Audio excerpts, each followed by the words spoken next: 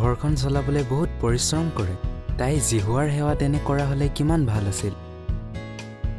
মই তাইক সহায় কৰিবলৈ সদায় চেষ্টা কৰোঁ।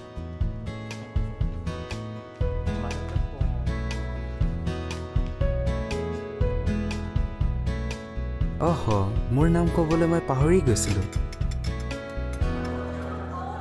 মোৰ নাম জিন। মই সদায় স্কুলত গৈ এক গিলাচ পানী খাওঁ। তাৰ পাছত মই জুনক লগ পাওঁ। সি আমাৰ মণ্ডলীৰে হয়। তাৰ পাছত মই মিক য়ঙক লগ পাওঁ। সদায় এইদৰেই হয়। মই হাই বুলি কওঁ, তাই হেল্ল' বুলি কয়। মই তাইৰ ওচৰৰ পৰা আঁতৰি যাব বিচাৰোঁ। হে, আজি তাই কি কৈছে? তাই আজি মোক গণিতত সহায় লাগে বুলি কৈছে। মই তাইক সহায় নকৰি দুখী কৰিব বিচৰা নাই। কিন্তু মোক ভয় লাগিছে যে যদি মই তাইক সহায় কৰোঁ তেনেহ'লে আমাৰ মাজৰ সম্পৰ্ক বাঢ়ি যাব। কিন্তু ইমান ধুনীয়া ছোৱালীজনীক সহায় নকৰোঁ বুলি কেনেকৈ কওঁ?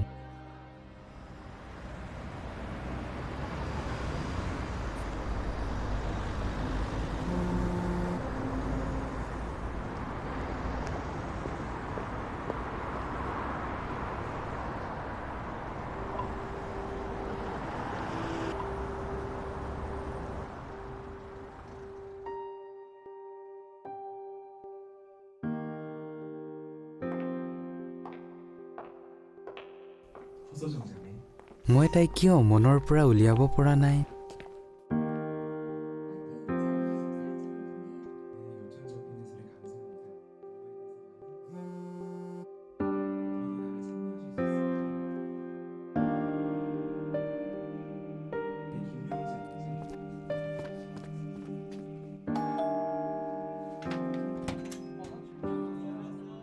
যেতিয়া মামা মামী ঘৰলৈ আহে তেতিয়া বহুত ভাল লাগে। সেইদিনা মায়ে ব্ৰডকাষ্টিং চাবলৈ সোনকালে আহে আৰু আমি সকলোৱে লগতে ৰাতিৰ আহাৰ খাওঁ।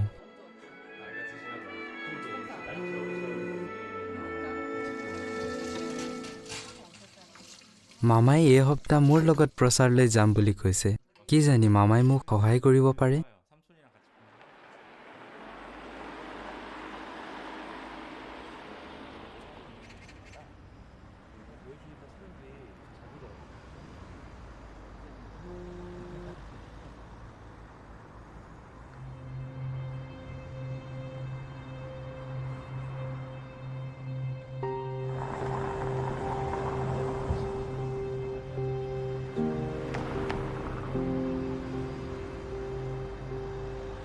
জিহুৱাই নিশ্চয় মোৰ বাবে নিৰাশ হৈছে।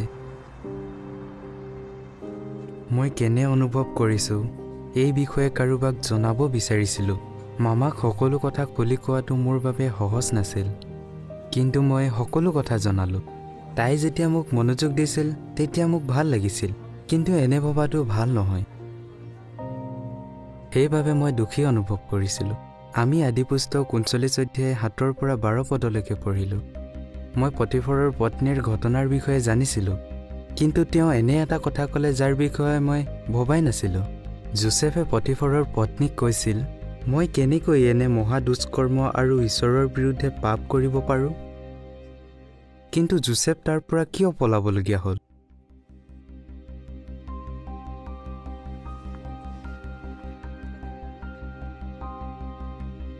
জোচেফ সদায় তাইৰ পৰা পলাইছিল, কিন্তু তাই চেষ্টা কৰিয়ে আছিল। তাই জানিছিল যে জোচেফ এদিন নহয় এদিন তাইৰ লগত ব্যভিচাৰ কৰিবই। পৰিস্থিতি ইমানেই বেয়া হৈ গৈছিল যে জোচেফক তাৰ পৰা পলাবলগীয়া হৈছিল। মই তাইক ক'লোঁ যে মই কিয় এই সম্বন্ধ ভাঙিব বিচাৰিছোঁ, কিন্তু তাই নিজৰ ফালৰ পৰা চেষ্টা কৰিয়েই আছিল।